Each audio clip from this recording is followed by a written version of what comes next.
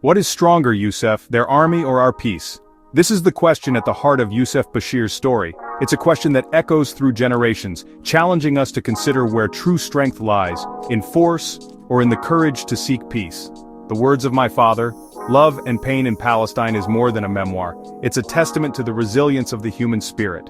Yousef grew up in Gaza, surrounded by beauty and conflict. Through his eyes we witness the transformation of a peaceful home into a place of fear. But at the center of it all are his father's words, seeds of wisdom planted in the midst of chaos. Their home was more than stone and mortar, it was a living history, a sanctuary of peace. When that sanctuary is threatened, the family responds not with hatred, but with a steadfast belief in peace. The story asks, if your own peaceful garden was occupied by soldiers, would you choose anger or understanding? We feel the warmth of the sun, the scent of citrus, and the chill of fear as soldiers arrive. Yet this is not a story of despair, it's a story of hope, of light shining through the darkest times. Even under occupation, dignity and hope endure. This lesson born in Gaza is for all of us. At its core, the words of my father is about a boy, Yousef, and his father, Khalil, a headmaster who believed in education and humanity. Their home in Gaza was filled with laughter and learning, until the Second Intifada shattered their peace. The Israeli army occupied the upper floors of their house, turning their sanctuary into a military outpost. Imagine strangers patrolling your home, watching your every move.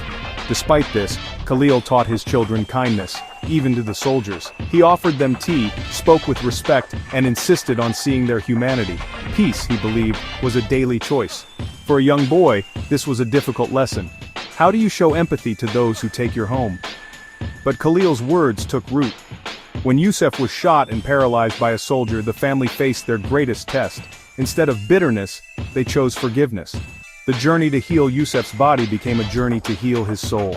Guided by his father's unwavering example, Yousef's story becomes one of radical empathy and hope. Even in tragedy, the family's commitment to peace never wavers. Their story is a testament to the power of forgiveness. The first great theme is empathy, the ability to see the world through another's eyes. Khalil, Yousef's father, saw not just soldiers but young men far from home, likely scared themselves. He chose to build bridges, not walls, offering small acts of kindness even in the face of occupation. Empathy, he taught, is a courageous choice. It's easier to build walls, but healing begins when we try to understand the other side. This lesson isn't just for war zones, it's for our daily lives. We all have others in our world, neighbors, co-workers, even family.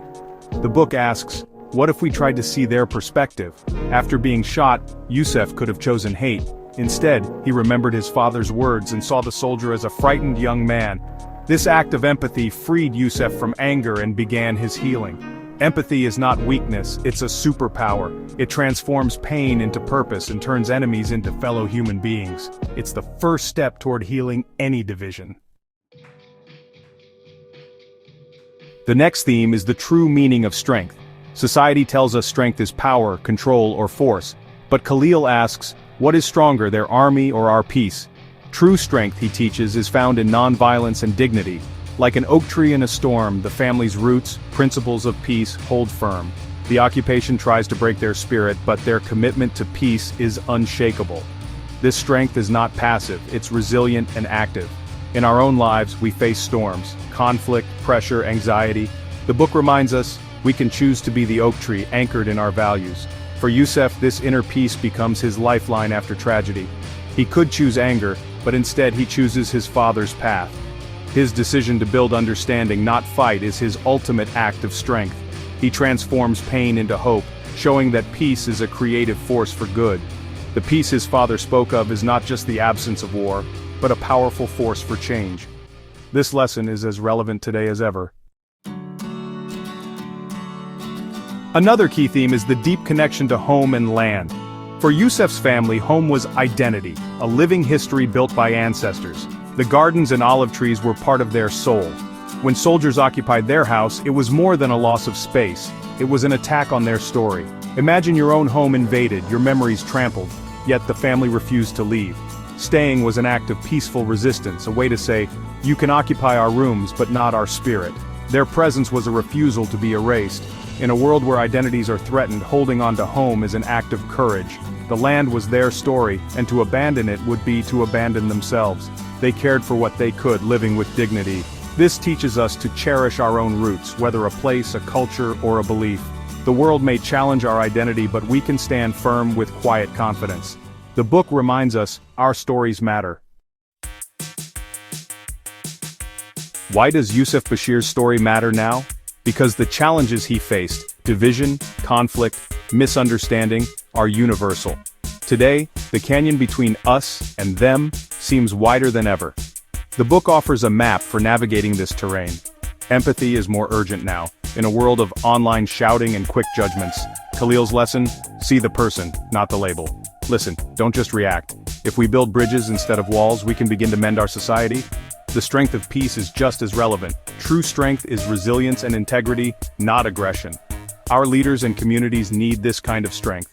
The courage to seek solutions, not just victories. Holding on to home reminds us to value our own stories and roots. In a globalized world, it's easy to feel lost, but our heritage grounds us. By honoring our stories and listening to others, we build a more compassionate world.